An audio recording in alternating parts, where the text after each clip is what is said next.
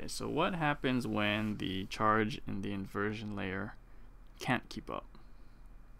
So this is what I'm calling the high frequency case.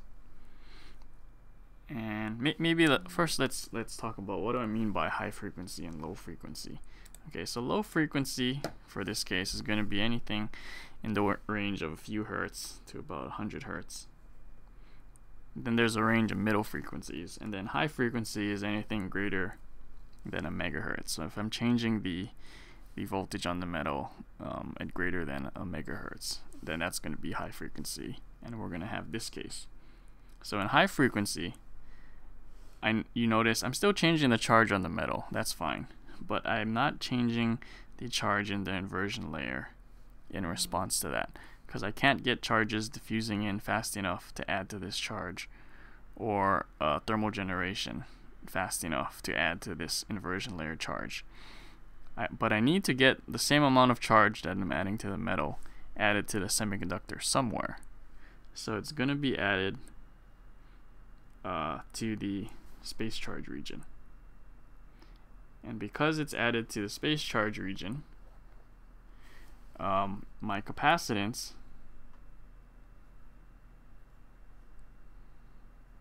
of the MOS capacitor structure is now going to go towards that minimum capacitance that we had when we're at the threshold of inversion, because this looks like what we had at the threshold of inversion, where I had some space charge and then I just modulating the charge in that space charge region.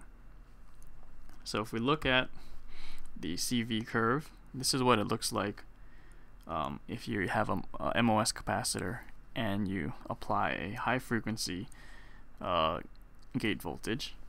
Here's accumulation.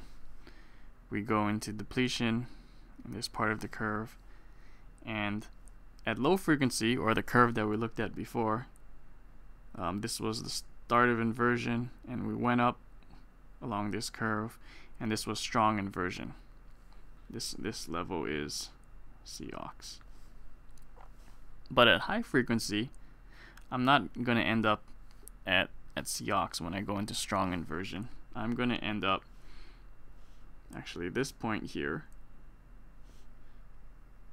was that minimum capacitance.